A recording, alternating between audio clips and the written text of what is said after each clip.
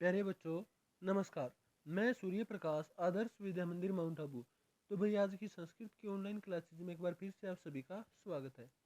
तो भाई पिछली वीडियो में हमने पढ़ा था षष्ठः पाठः गृहम शून्यम सुताम विना, कन्या के बिना घर शून्य के समान है।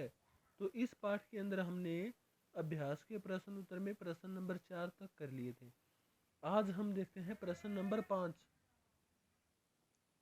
प्रश्न नंबर 5 में लिखा है अधोलिखिता नाम पदानाम विलोम पदम पाठात चित्वा लिखत। नीचे लिखे गए विलोम पद, ये जो पद है इनके विलोम पद पाठात चित्वा यानी कि इस पाठ में से चुनकर हमें लिखने हैं। जैसे स्वह, स्वह को इस पाठ में क्या कहा है? स्वह का मतलब होता है आने वाला कल। ठीक है भाई। तो अब हमें इन सभी के बारे में बताना है कि भाई इस पाठ में इसको स्वह को क्या कहा है। तो स्वह का विपरीत क्या होता है? अद्य। स्वह माने आने वाला कल। और हय, हय का मतलब होता है बीता हुआ कल। स्वह माने आने वाला और हयः, हयः का मतलब होता है बीता हुआ कल। आगे है प्रसन्ना। प्रसन्न का इस पाठ में लिखा हुआ है खिन्ना। खिन्ना का मतलब होता है उदास या दुखी। प्रसन्ना का मतलब प्रसन्न और खिन्ना का मतलब होता है उदास या दुखी। अब आता है वरिष्ठा। वरिष्ठा का मतलब होता है बड़ी, और छोटे को संस्कृत में बोलते हैं कनिष्ठा। कनिष्ठा इसका आ जाएगा कनिष्ठा। इसके बाद में है प्रशंसितम।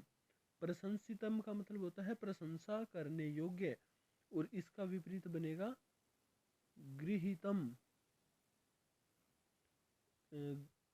ग्रहीतम यानी कि निंदा करने योग्य। इसका हम लिख सकते हैं, प्रशंसितम का लिख सकते हैं घृणितम। घृणितम का मतलब निंदा करने योग्य, प्रशंसितम का मतलब प्रशंसा करने योग्य, और घृणितम का मतलब घृणा करने योग्य। प्रकाशः, प्रकाशः का मतलब होता है रोशनी अथवा प्रकाश, और इसका विपरीत इस पाठ में लिखा हुआ है तिमिरः, अज्ञान तिमिरः। तिमिरः का मतलब होता है अंधकार। सफलः, सफलः का विपरीत इस पाठ में लिखा है अफला। यत्र नार्यस्तु पूज्यन्ते रमन्ते तत्र देवता, यत्र एता न पूज्यन्ते सर्वः तत्र अफला क्रिया, यानी कि अफला।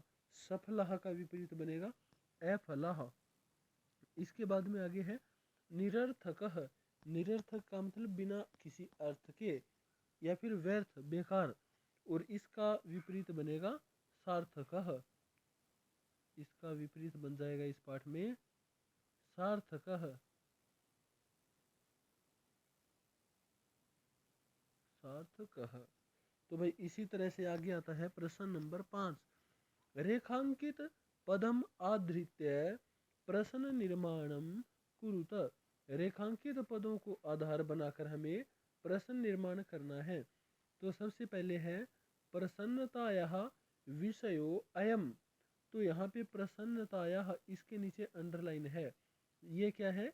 रेखांकित है।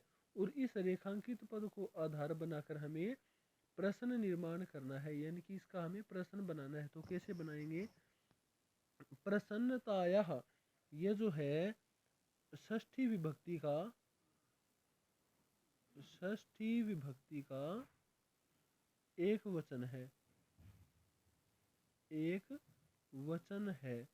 तो जो हम प्रश्न बनाएंगे वो भी छठी विभक्ति का एक वचन ही होना चाहिए। ठीक है। इसके बाद में आगे है प्रसन्नतायाः, तो इसका बन जाएगा कस्याः। कस्याः विषयो अयम, यह किसका विषय है। आगे लिखा है सर्वकारस्य। सर्वकारस्य का बन जाएगा कस्य। कस्य घोषणा अस्ति।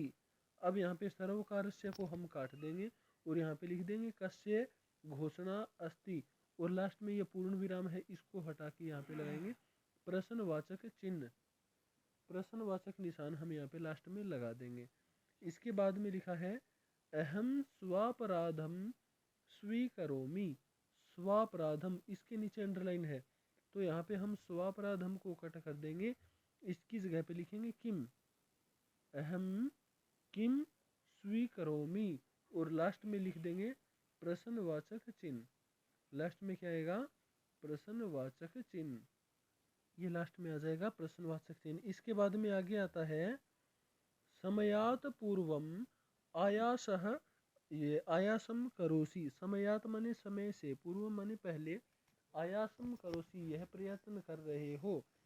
तो समयात यह पंचमी विभक्ति का एक वचन है, तो इसका प्रश्न बनेगा कस्मात, कस्मात पूर्वम अयम आयासः।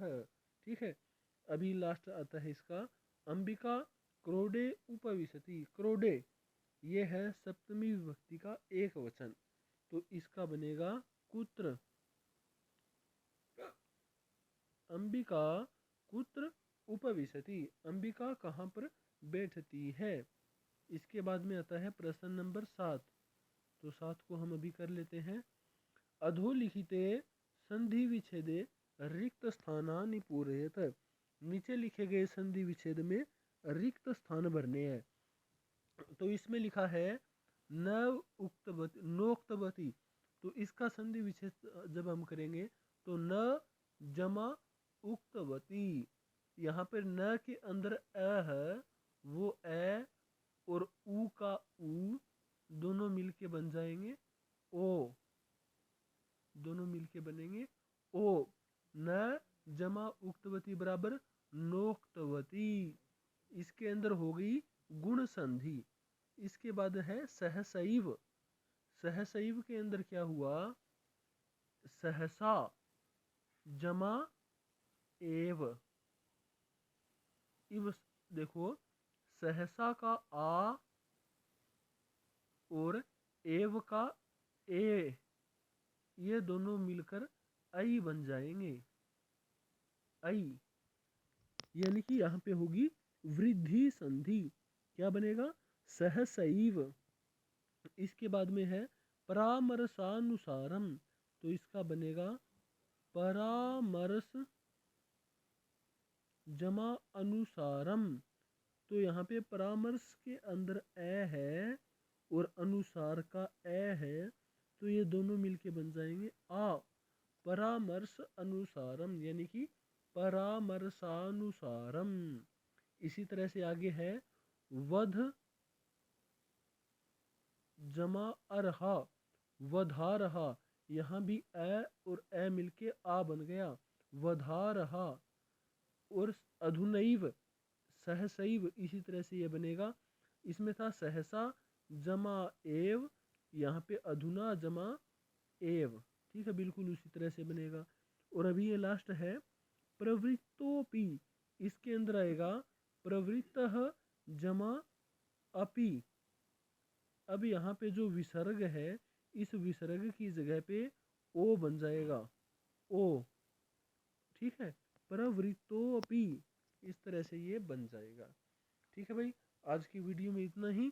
तब तक के लिए धन्यवाद।